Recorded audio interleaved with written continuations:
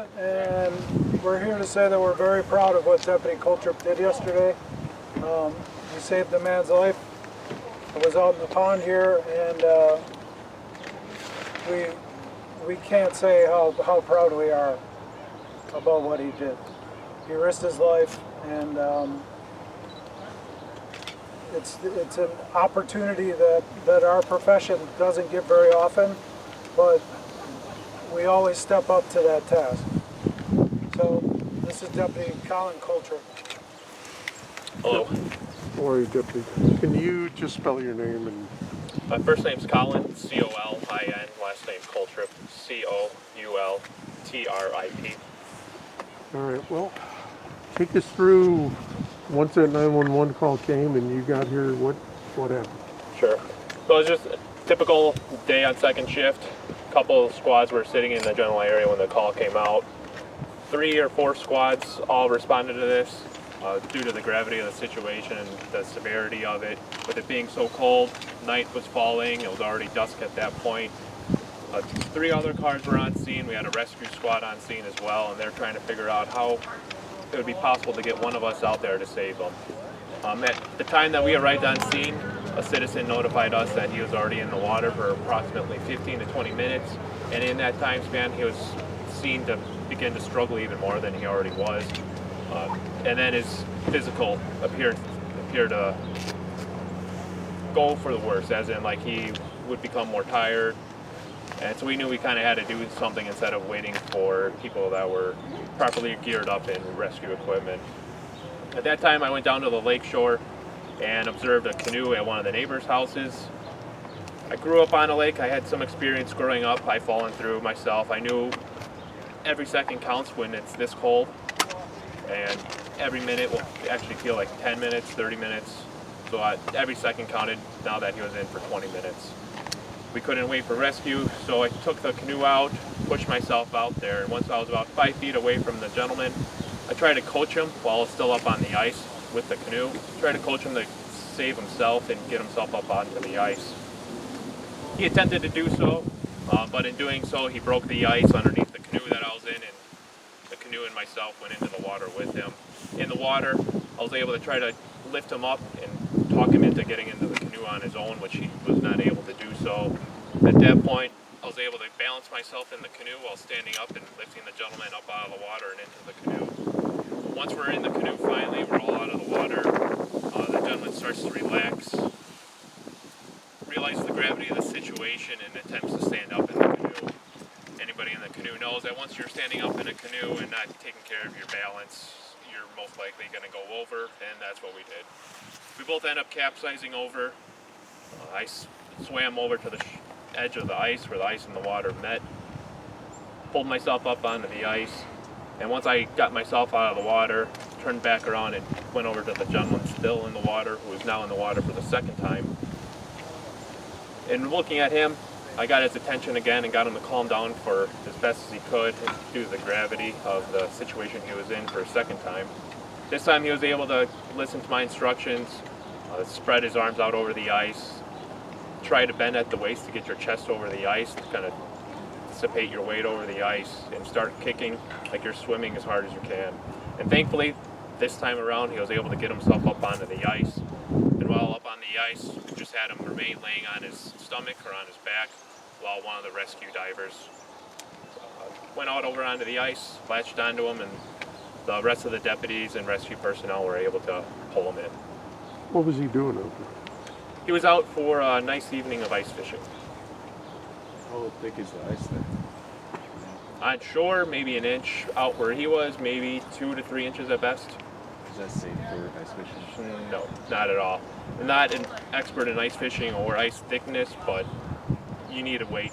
Yesterday was a sunny day. It was 34, 35. It hasn't been too cold this year at all. I would recommend looking into the experts for ice thickness, but at least I would say 6-9 inches before you even go out onto the ice.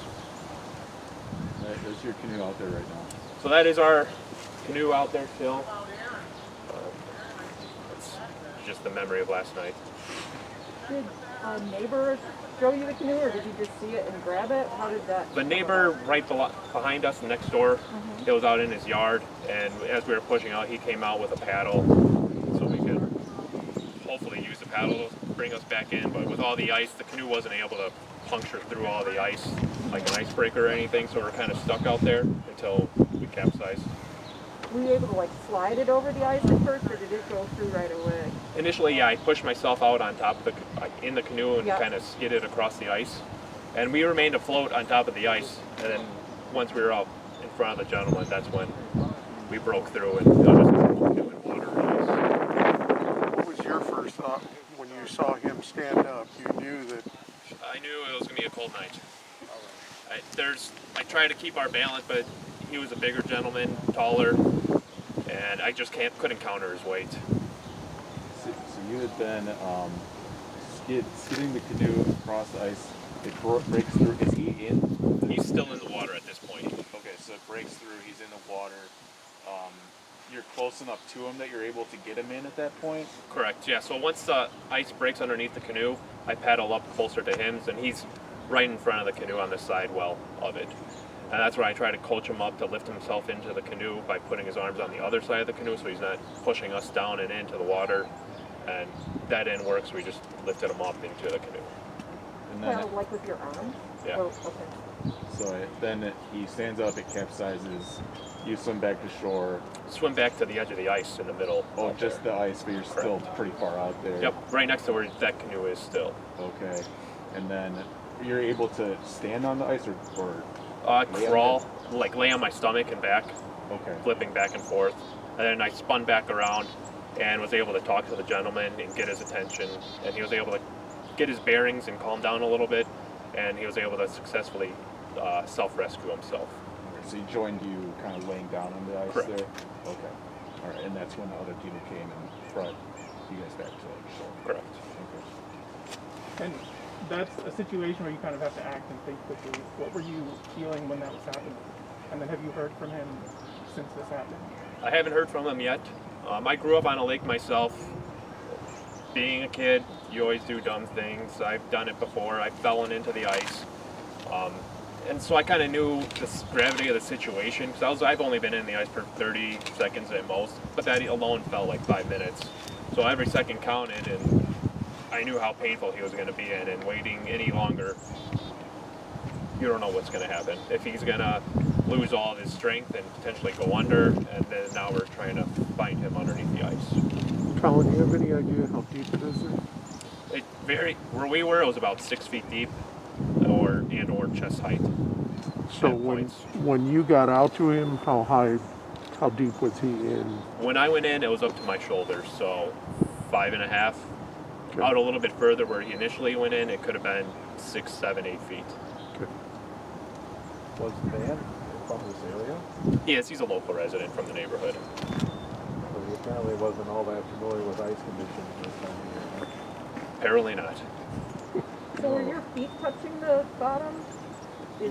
Yes and no. It's a very fine sediment ground, so Yeah. you can feel the sediment down there, but there's no structure to it. So as soon as you press your feet down, you go down into an abyss, essentially.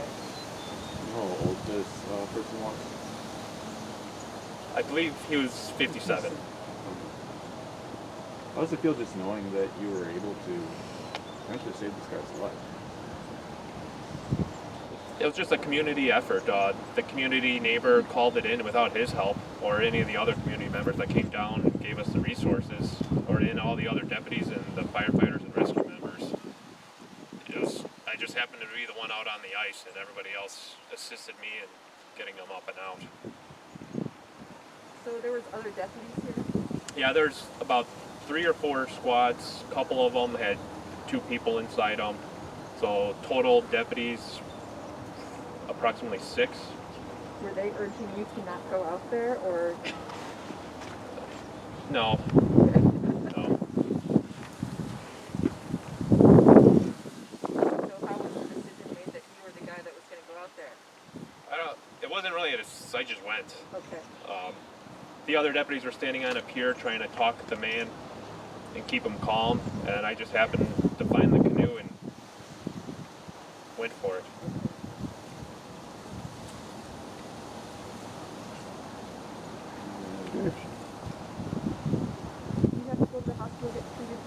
from here or anything, or No.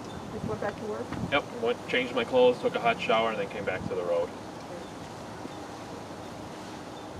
You said you've been a deputy for 5 years. Correct. 5 years. Ever come across this? No, In the I did past? not think that this was going to be what it was even last night.